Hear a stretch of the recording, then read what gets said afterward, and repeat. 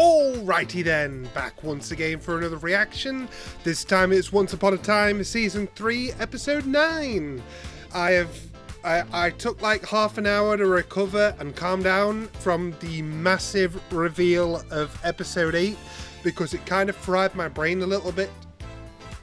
Just trying to comprehend how much this changes about how you contextualize what you've seen in the season, because it was a massive bombshell. Like, I really can't believe how much this affects a lot of things. And something I neglected to mention in the previous reaction was poor Hook. Like, all of Hook's troubles have come from the same family. Like, you know, for the longest time, it was like, oh, well, he's got a whole thing with Pan and Neverland and all stuff like that. And yet he's got this other thing going on with Rumpel and Bay. And then turns out that the two villains of his stories are father and son. So it's all one big connected mess. And that's wonderful. That's... wow.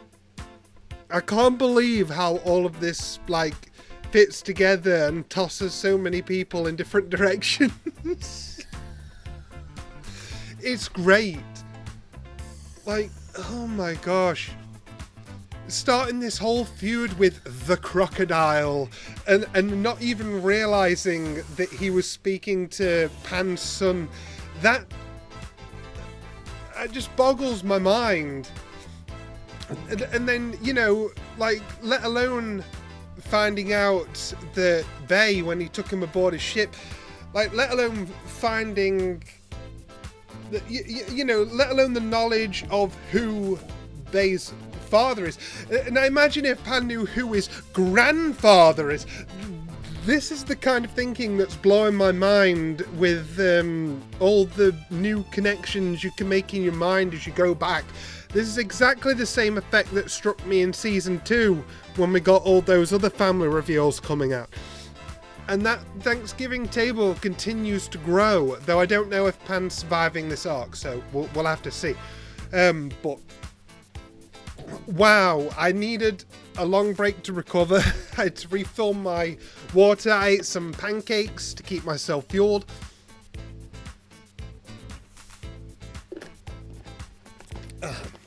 Obviously, I got to stay hydrated.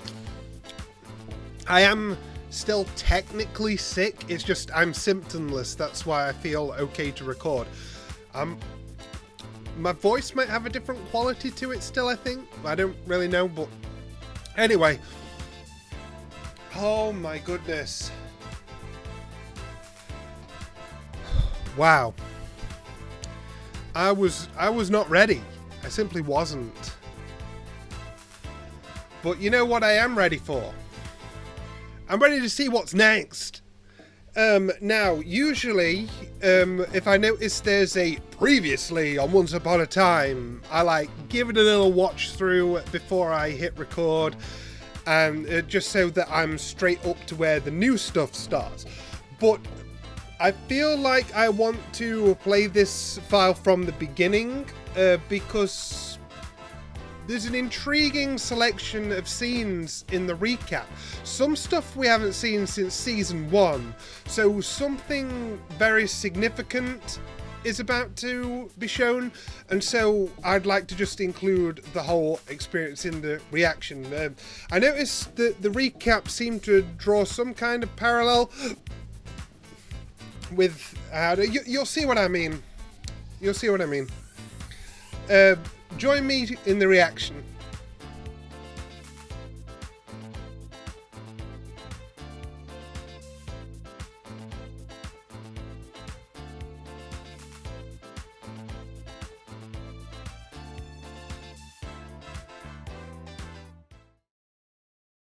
Oh my gosh.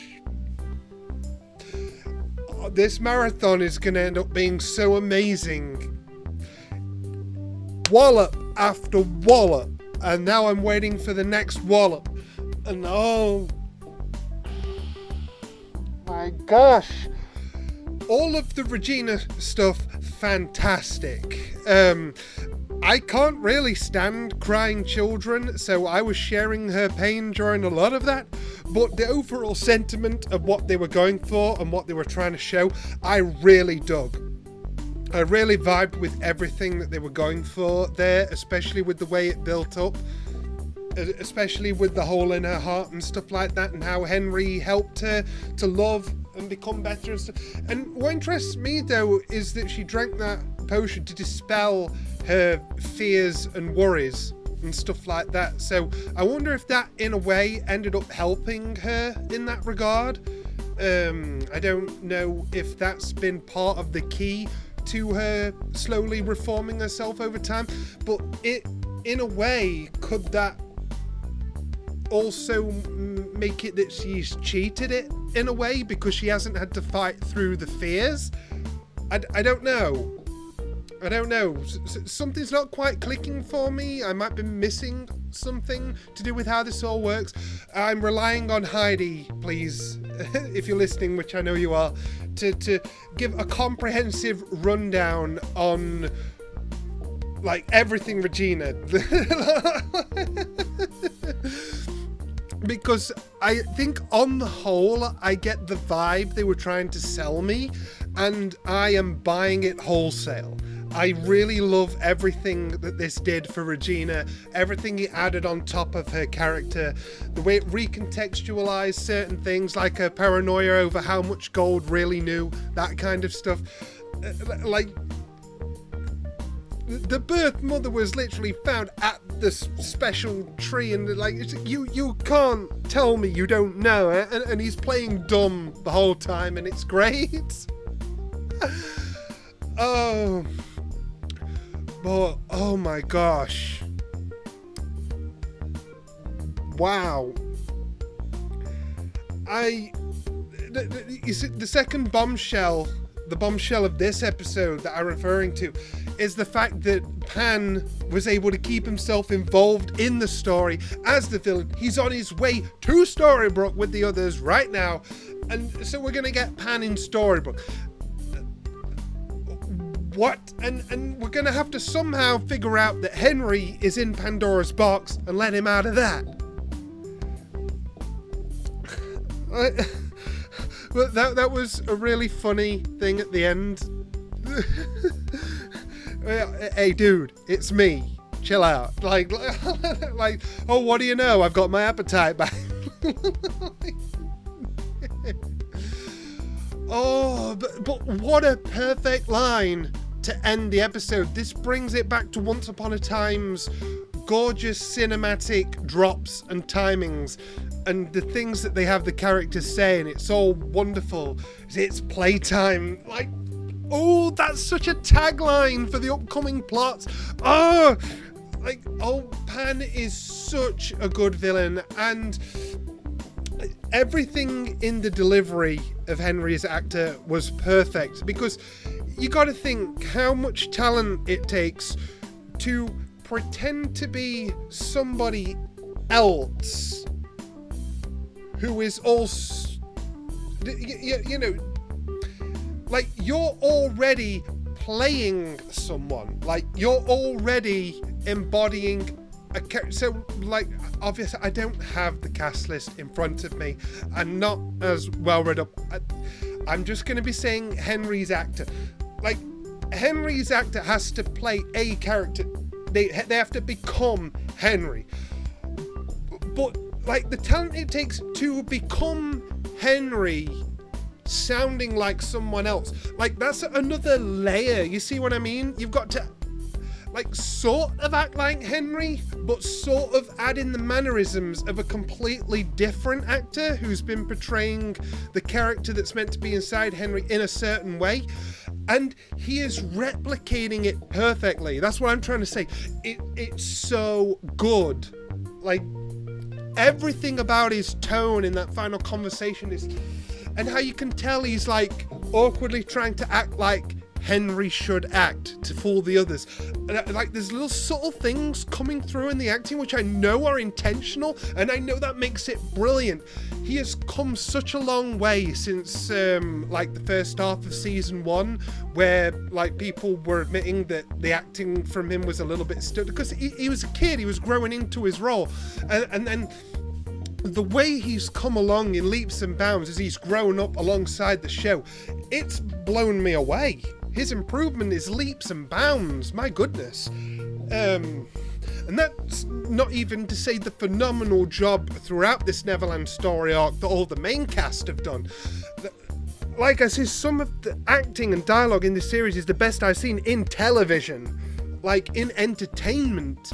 Like, oh my goodness, this is so good. It really is. It's so good. And it always fills me with... Funny enough, this episode dealt with, guilt and regrets and stuff. Sometimes one of my biggest regrets is that I'm not already finished this show. Because of how slow I can be. Which I hate.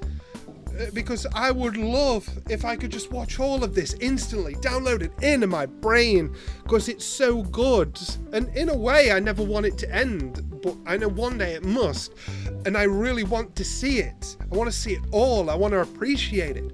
And what I've seen so far is incredible. So good.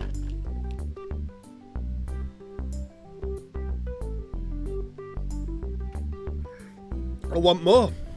I want to jump in the next episode right now. We've just set up a humdinger of a storybook arc in which Pan is running around in Henry's body.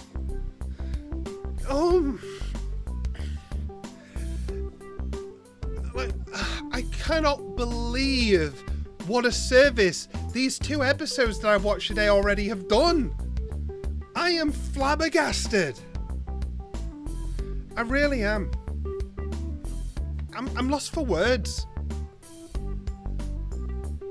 Wow. I tell you what, I was always wondering, how is this little conflict gonna end up? What's our angle here? Throughout the first half of this season, they set up so many threads, and I thought, where do most of these tie in back together? Because we're bringing a lot of characters into the fold, we're bringing a lot of backstory into the fold, we're bringing a lot of twists into the fold. Where is this all gonna tie off?